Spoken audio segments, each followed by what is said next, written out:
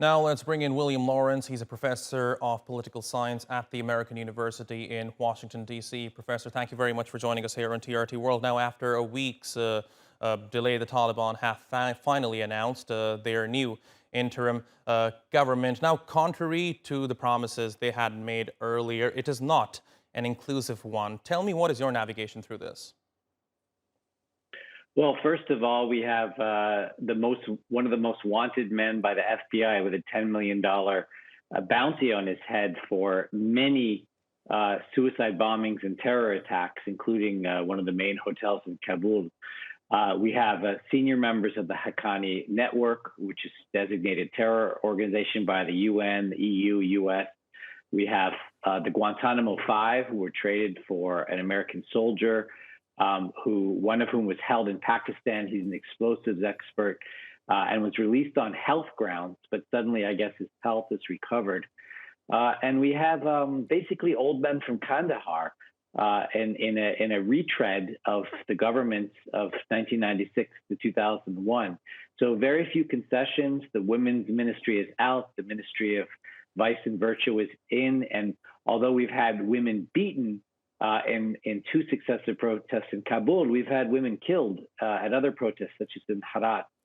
Dozens of civilians have been killed already by this government. So far, so bad. They really seem to be keeping none of the promises made to the international community. Right, and Professor Lawrence, the Taliban are calling their new government an interim one. Tell me, do you think it's likely to become a permanent one as well? Well, I'm sure there'll be a reshuffling when they go to a permanent government, but remember, there'll be no election. There'll just be a shura council naming the people they're close to maybe a reshuffling. And there may be some outreach. Of the 33 members that were named today, there are two Tajiks and one Uzbek with long-standing ties to Taliban. In fact, they're Taliban members, but long-standing ties to that struggle. No inclusion of other ethnic groups, politicians from other parties. Women. And so there'll probably be an effort to appease the international community of maybe naming a woman, maybe finding one official from another political party or from the former government. But they're not even bringing in people who worked in the ministries under the former government as advisors. So they're basically trying to start the government from scratch with no inputs from the previous, quasi-democratic government that was in control. They want to reset and as much as possible go back to 2001.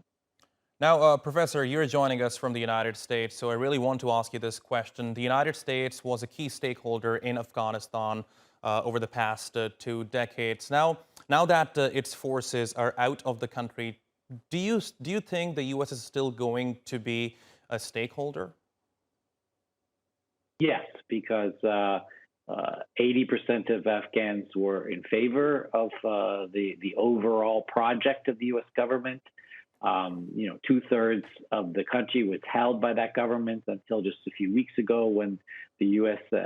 did the unilateral withdrawal that led to the capitulation of the forces they were serving. The U.S. made a lot of mistakes over 20 years, a new round of mistakes over the last 2 years with the Trump administration and the Biden withdrawal, and then a number of mistakes over the last 2 months. But if you look at the meetings with Afghans evacuated to Germany and Qatar and elsewhere, if you look at the efforts of thousands of American veterans who are trying to get their friends out of Afghanistan, over 100,000 allies of the U.S. still remaining there.